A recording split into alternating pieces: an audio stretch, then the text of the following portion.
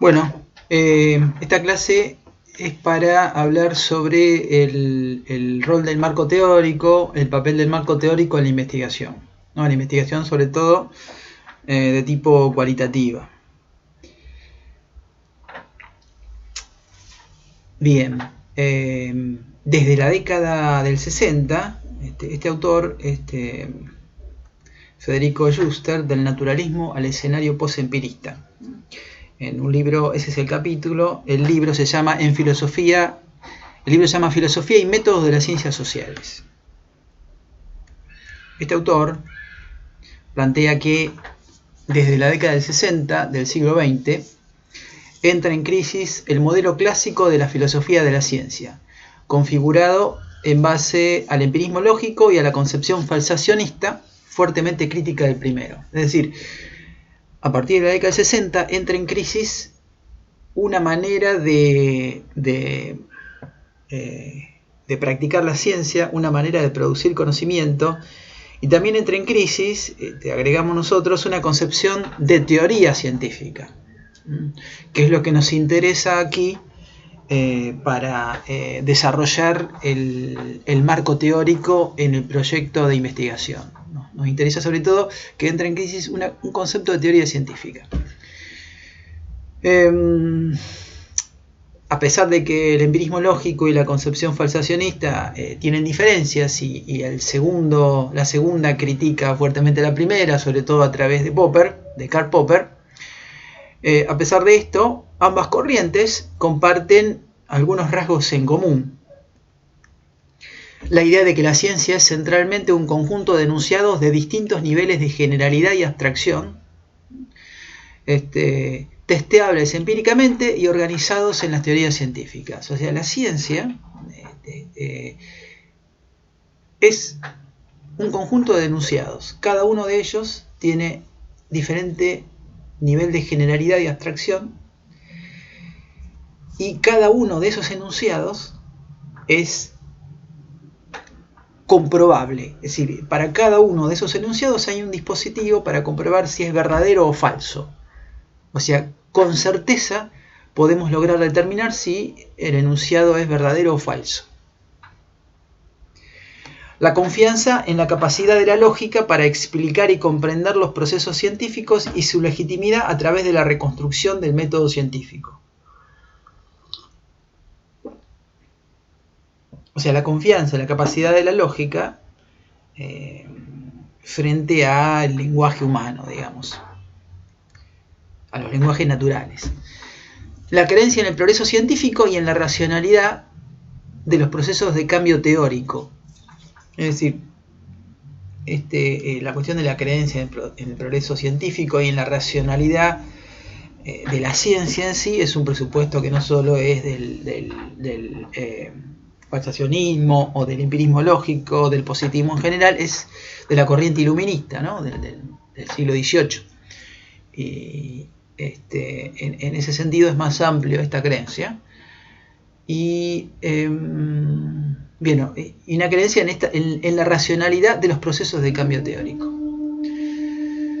La idea de que ante dos o más teorías coexistentes en determinado momento, solo una de ellas debería poder sostenerse legítimamente. Es decir, esto tiene bastante que ver, a mi juicio, con la concepción, con el principio aristotélico del tercero excluido, ¿no? Una cosa no puede ser y no ser al mismo tiempo. O es o no es. No hay un intermedio. Entonces, dos teorías, digamos, antitéticas o por lo menos diferentes, que describen y expliquen de manera diferente un mismo fenómeno, entonces no podrían coexistir las dos. Solo una sería la verdadera.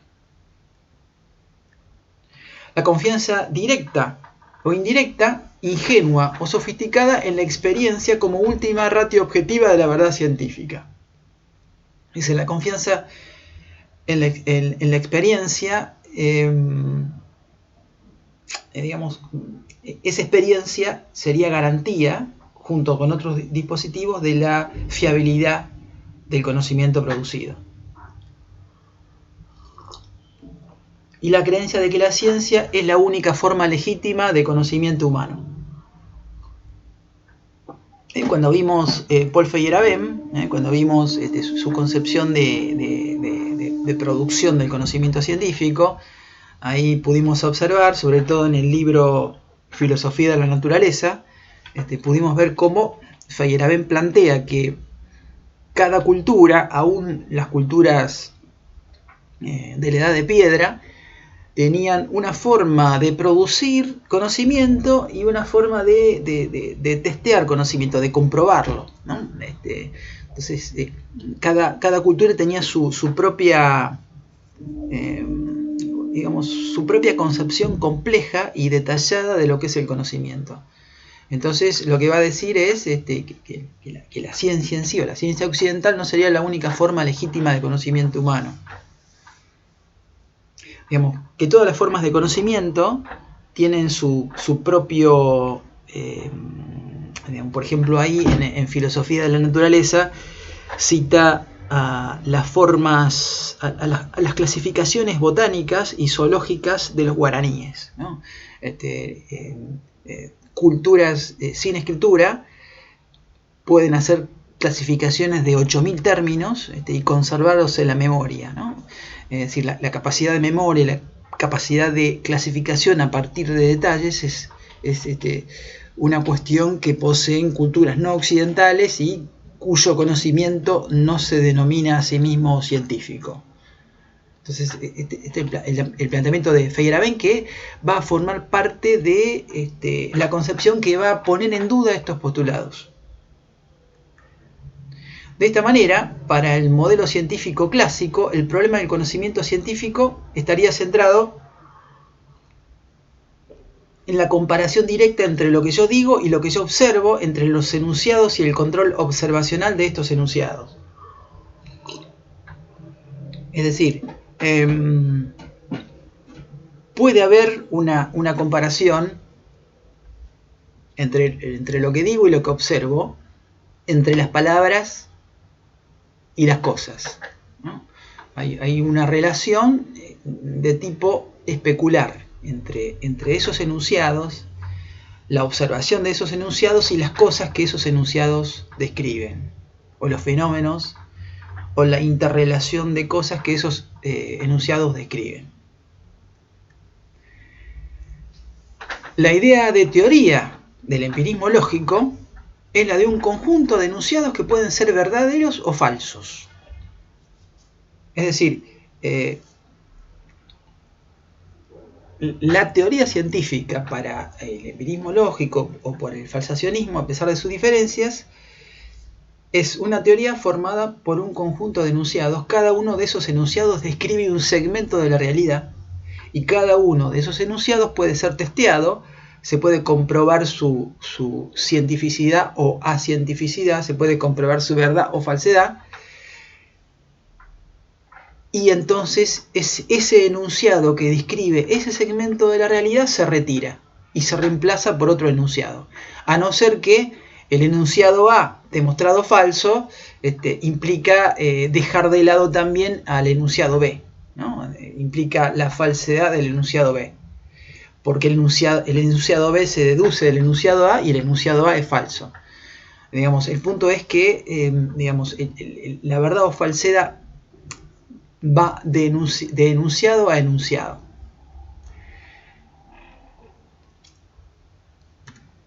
Para la concepción clásica, entonces, una teoría es un conjunto de enunciados de carácter hipotético,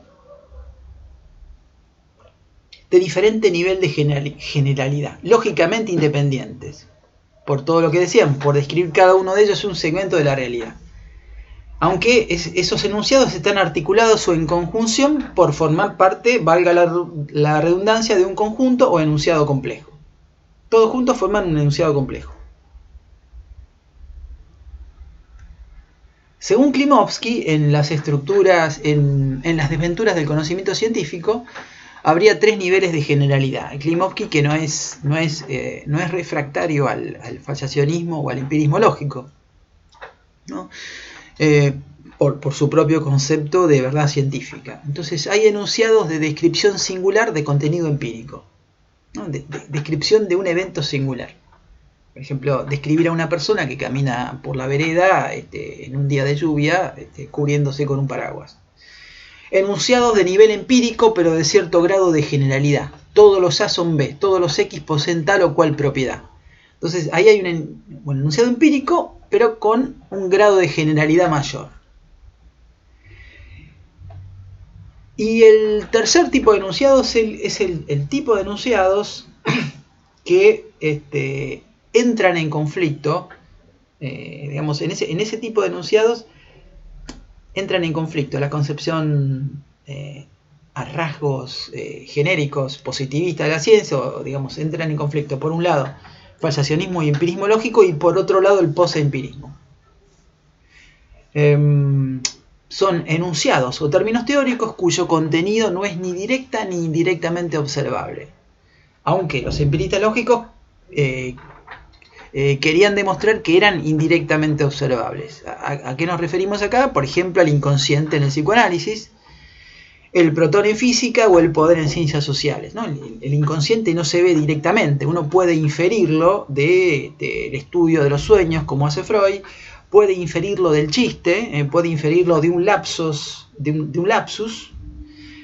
una equivocación lingüística, o sea, de ciertos fenómenos psíquicos se puede inferir el inconsciente, pero no se lo ve directamente. El protón en física tampoco se lo ve directamente, o lo que se ve es una mancha luminosa o algo por el estilo, pero no se ve directamente el protón.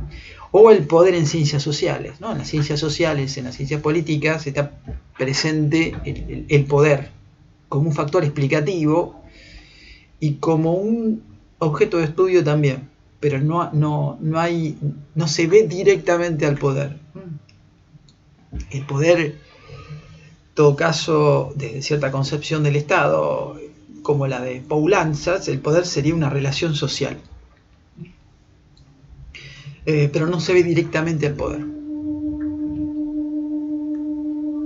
Cada uno de los enunciados de la teoría se testea individualmente, aunque la no validez del enunciado A remite a la no validez del enunciado B si este fue deducido del primero.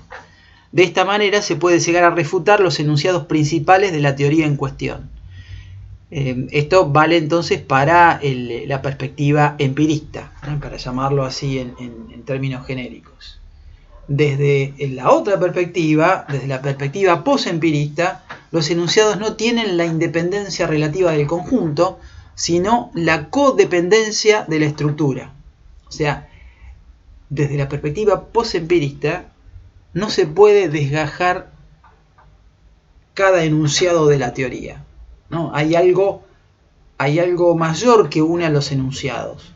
O sea, no serían una serie de individualidades relacionadas. En la perspectiva empirista serían una serie de individualidades que describen segmentos de la realidad que son relacionadas y que eventualmente pueden cambiarse uno y quedar otros. En este caso hay algo mayor que une a todos los enunciados. Entonces, de la independencia relativa, en el escenario posempirista, se pasa a la codependencia de la estructura. Desde Thomas Kuhn y el segundo Wittgenstein, autores dentro de lo que Federico Schuster llama posempirismo, el significado de un enunciado depende de su conexión con el resto de los enunciados. Se pone a prueba la teoría en su totalidad. La teoría permanece o digamos, es refutada en su totalidad. Permanece o es abandonada en su totalidad, no por segmentos, como en el caso empirista.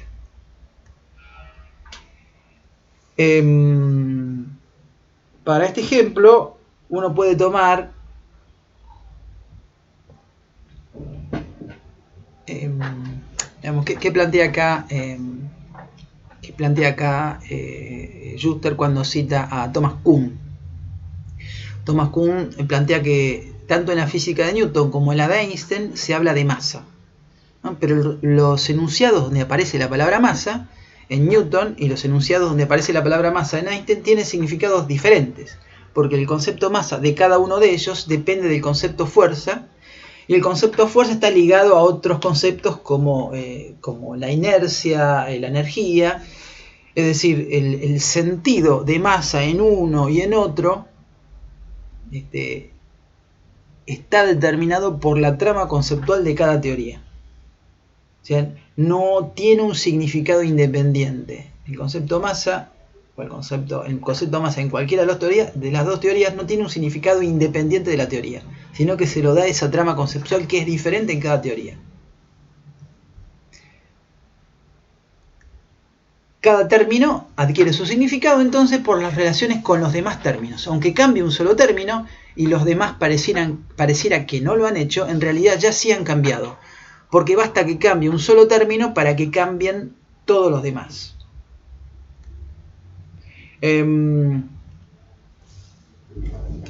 Una forma de ver esto es, por ejemplo, tomando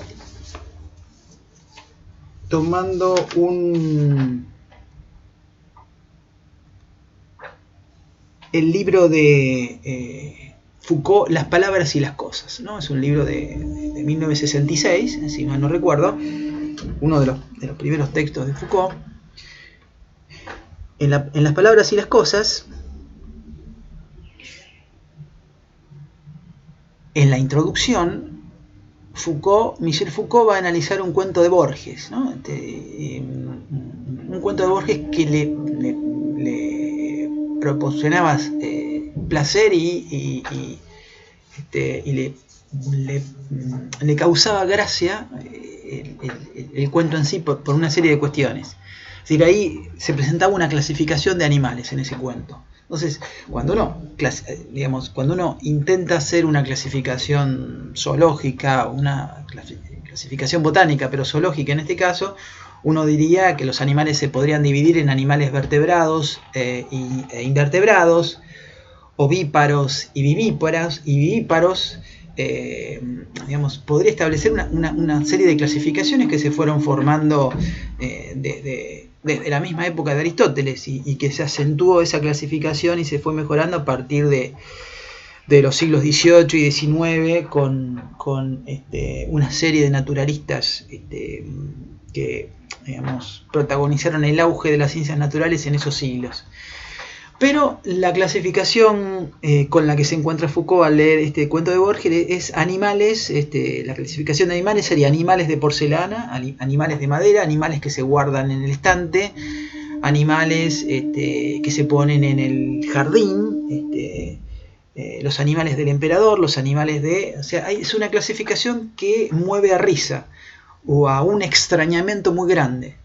¿Qué le falta a esta clasificación? Que no es por animales vertebrados o invertebrados, ovíparos y vivíparos, sino, o después una clasificación de distintos tipos de mamíferos, sino la clasificación mueve a risa porque parece sin sentido.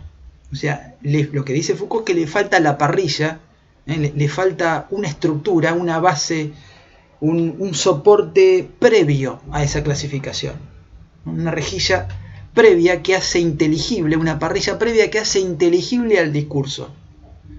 Lo hace, no hace que uno se ría de esa clasificación, ¿no? En el cuento de Borges faltaba eso. ¿Qué quiere decir con esto Foucault? O una de las cosas que podríamos tomarla, porque el libro es muy complejo, es que la relación entre las palabras y las cosas está muy lejos del dicho latino adequatio intellectus et rei, adecuación entre las palabras y las cosas, o el intelecto y la cosa a investigar. Hace falta algo más para ser inteligible a las palabras que se refieren a las cosas. Hace falta esa parrilla, esa estructura previa, que de alguna manera también eso, de manera más simple, lo plantea Thomas Kuhn en la estructura de las revoluciones científicas, donde lo que hace dejar de mover a risa una clasificación es el paradigma desde el cual se la realiza, el consenso sobre un paradigma. Es lo que posibilita un lenguaje científico temporal, adecuado al tiempo y espacio de duración de ese paradigma. Entonces, aquí pasamos de la teoría como un conjunto de enunciados a estructuras enunciativas en bloque, ¿no? La teoría sería una unidad de sentido. Las ciencias sociales se posicionan como tecnologías de interpretación desde una teoría o estructura enunciativa. Es decir, ya que por lo que habíamos visto antes en Thomas Kuhn, las estructuras, los paradigmas, las teorías científicas, no caen no se reemplazan por segmentos, ¿no? Sino que caen en bloque, desaparecen en algún momento en bloque. Después, en todo caso, no por una refutación, sino después de que surgen una serie de anomalías que implica que la teoría ya hace agua y debe ser abandonada, ¿no? El esquema que habíamos descrito hace mucho de Thomas Kuhn sería muy diferente al del empirismo lógico o al falsacionismo. Desde el falsacionismo, desde el empirismo lógico o desde el empirismo, desde ese escenario empirista, es posible el progreso científico porque las teorías se van reemplazando de a poco por segmentos. Entonces se reemplazan por enunciados mejores y siguen progresando y siguen teniendo un mayor nivel de racionalidad. Como habíamos visto en Thomas Kuhn o en Feyerabend, esto funciona de manera muy diferente. La sociedad, digamos, la sociedad de la información, o la sociedad del hiperfactualismo, del exceso de información, del exceso de hechos, del exceso de datos, en cualquier ámbito, puede ser en el ámbito de los medios de comunicación, en el ámbito incluso de la ciencia, generan una necesidad de organizar y seleccionar datos en base a un proceso de interpretación. Es decir, como los datos son tan amplios y son tan numerosos, ¿sí? El nivel de cantidad de datos es tan grande que la mente humana o las mentes humanas no pueden, asimilarlos en la vida de esas mentes, ¿no? Por lo tanto, están obligadas a seleccionar los datos, seleccionar el conocimiento. Entonces ahí aparecen dos conceptos: matrices de interpretación y claves de lectura para el exceso de información. Es decir, ¿de qué manera seleccionar la información? Ya que me excede a mi propia capacidad intelectual procesar toda esa información, aún con dispositivos tecnológicos. ¿Cómo hago para seleccionarla? ¿No? ¿Cómo hago para seleccionarla de manera no arbitraria? Y eso tiene que ver con una forma, una clave de lectura, una matriz de interpretación. El periodo naturalista, que es el periodo empirista, mantiene una relación especular entre la teoría y los datos. Mantiene la teoría para el empirismo es un espejo de la realidad. O sea, la teoría es científica en tanto refleje a la realidad. Esto tendría que ver con el primer Wittgenstein, el del Tratado Lógico Filosófico. Es decir, para cada enunciado que describe un segmento de la realidad, hay un hecho que corresponde a ese enunciado. Si no hay correspondencia, se elimina ese enunciado y se lo reemplaza por otro. Entonces acá hay una relación especular. La teoría es un espejo la teoría científica es un espejo de la realidad. Desde esta perspectiva, las teorías, si son verdaderas, reflejan el mundo de la misma manera en que un espejo nos refleja a nosotros. La concepción posempirista es una concepción amplia de la ciencia, además de los procesos metodológicos de verificación de enunciados relacionados a la relación especular teoría-datos. No es que se eliminan los procesos de verificación, pero además de esos procesos de verificación es necesaria una sociología, psicología, historia, etnografía de la ciencia que nos explique cómo se construye esa estructura enunciativa científica, ¿no? A partir de qué presupuestos se construye esa estructura enunciativa. ¿Desde qué contexto, ¿no? se construye esa estructura enunciativa? Una hipótesis o un enunciado es siempre una hipótesis interpretativa. Esto es evidente en el proceso de abducción que habíamos visto, ¿no? Siempre, citando a Nietzsche, no hay hechos, hay interpretaciones. Entonces, una hipótesis o un enunciado es ya una interpretación. Médiges, en la estructura de la inferencia científica de 1974, en esta obra plantea, contemporánea a Thomas Kuhn, plantea la tesis de la subdeterminación de las teorías por los datos, ¿no? Frente a digamos, la posibilidad de que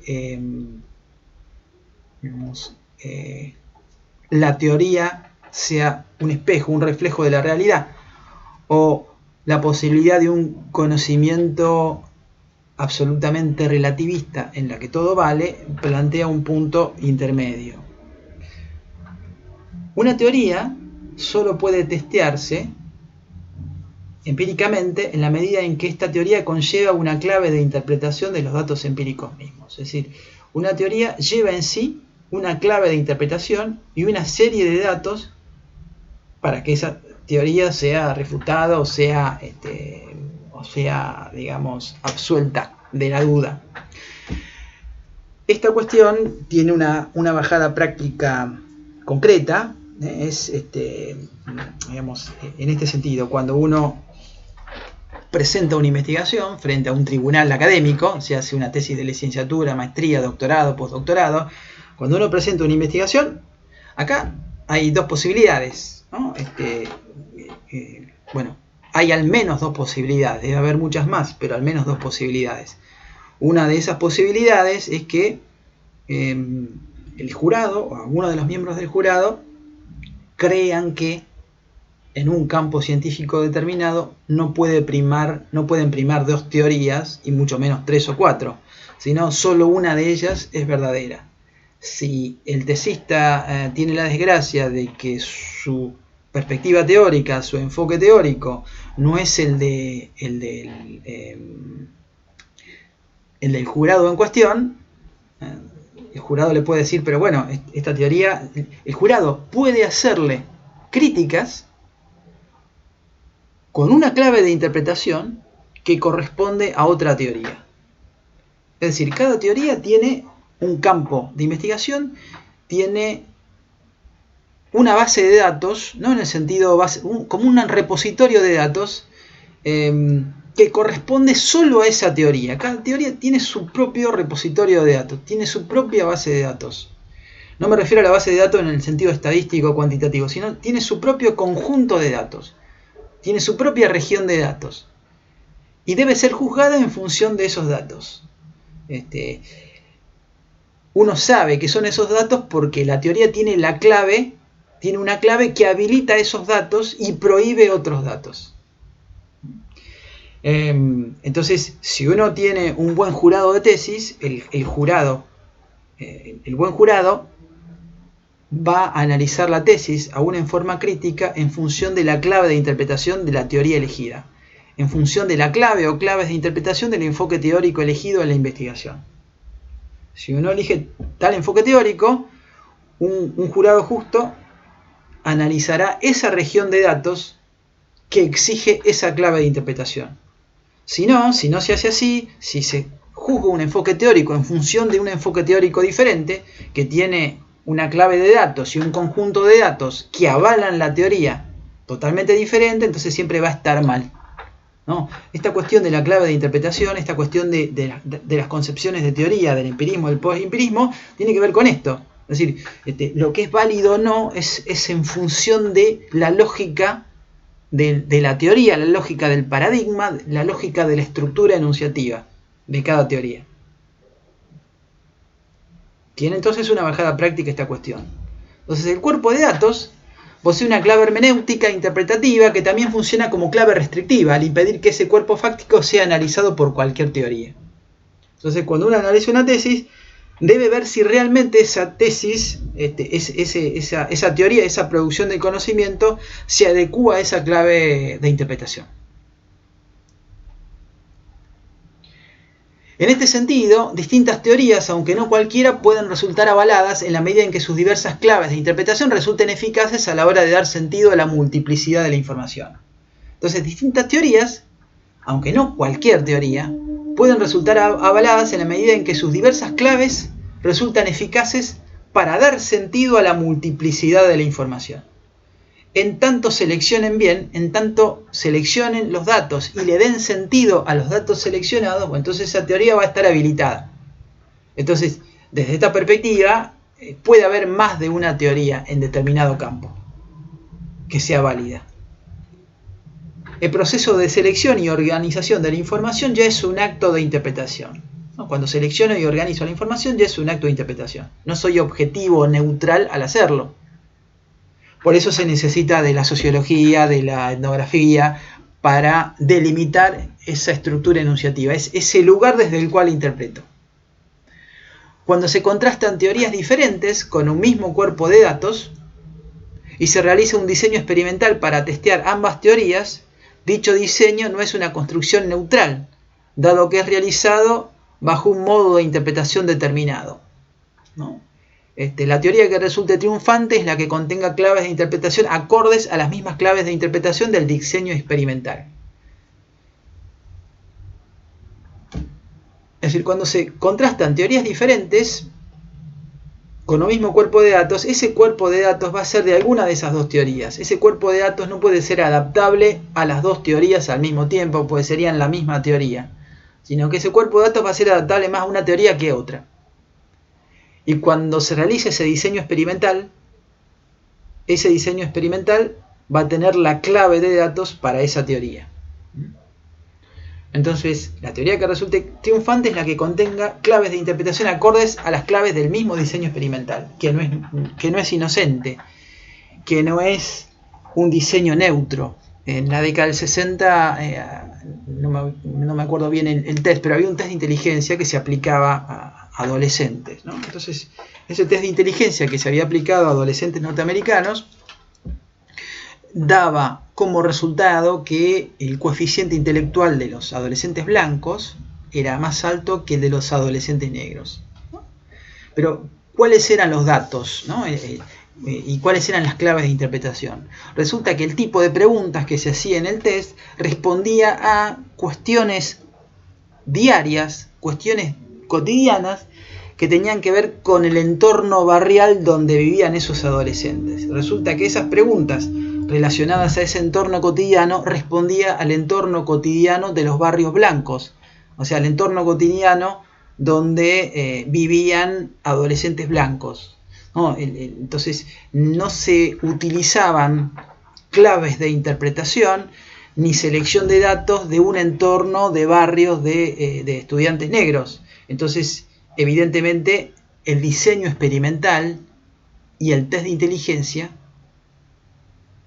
no era inocente, estaba hecho para verificar la inteligencia de los estudiantes blancos, ¿no? Entonces, esa es la bajada práctica de esta cuestión abstracta, ¿no? Cuando se contrastan teorías diferentes, los cuerpos de datos responden a una teoría, con una clave de interpretación particular. En este caso, digamos, en este test de inteligencia se habían usado datos del entorno, datos del contexto, ¿no? Preguntas que tienen que ver con el contexto de un barrio blanco. Por eso salían mal los estudiantes negros. Si el test de inteligencia hubiese sido con el contexto barrial de estudiantes negros, quienes hubieran sacado un bajo coeficiente intelectual hubiesen sido los estudiantes blancos.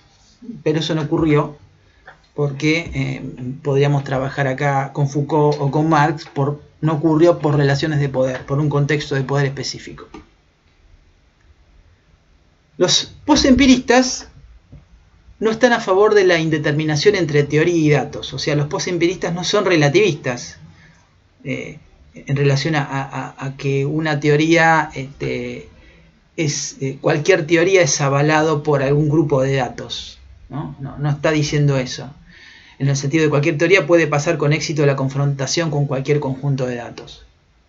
La indeterminación sostiene una separación abismal entre realidad y lenguaje que propicia que el lenguaje diseñe y ordene la realidad a su antojo, ¿no?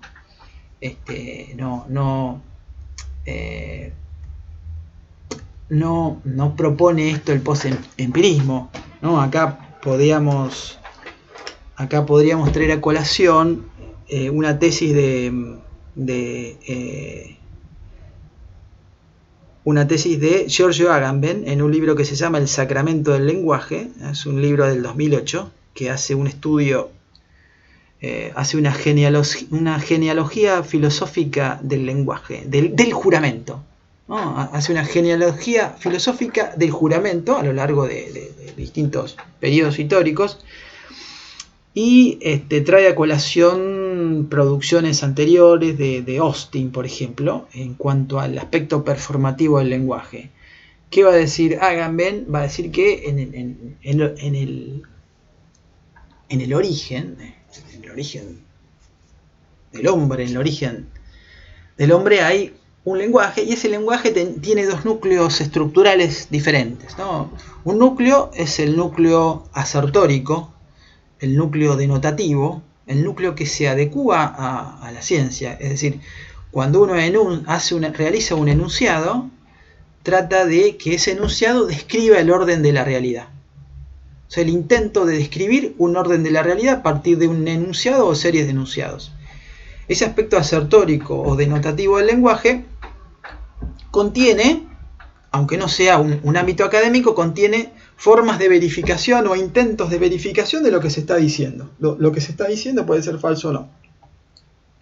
Y tiene otra dimensión del lenguaje, que es la dimensión performativa, o para hacer la traducción literal al español, la dimensión realizativa del lenguaje. Es decir, cuando yo digo algo, lo estoy realizando, ¿no? Si digo juro por la patria, no estoy tratando de describir un estado de cosas de la realidad, sino estoy creando la realidad, estoy realizando una acción al decirlo. La misma enunciación es una acción. Si digo los declaro marido y mujer, no estoy describiendo un estado de la realidad, sino que estoy creando ese estado de la realidad. Ese es el aspecto performativo del lenguaje, ¿no? El punto es que, digamos, tanto el empirismo como el posempirismo están aún, por lo menos a mi juicio, en la dimensión estructural asertórica denotativa del lenguaje, ¿no? No en la otra, ¿no? Agamben va a decir que, digamos, la dimensión estructural denotativa no es la inicial, ¿no? No es la original, sino la original es la performativa, que digamos, es un lenguaje, dichos en los términos de Agamben, la dimensión mágica o de poder del lenguaje de crear la realidad cuando la enuncia. Este núcleo es el original, y el otro puede haber sido paralelo o posterior, pero nunca anterior. Así que es sujeto al cambio histórico. Bien, entonces, por eso el empirismo va a subrayar sobre todo la importancia de la matemática y la lógica como un lenguaje no anclado al contexto. En realidad va a decir Agamben en este libro El Sacramento del Lenguaje que incluso la lógica está anclada al contexto, al igual que el lenguaje natural.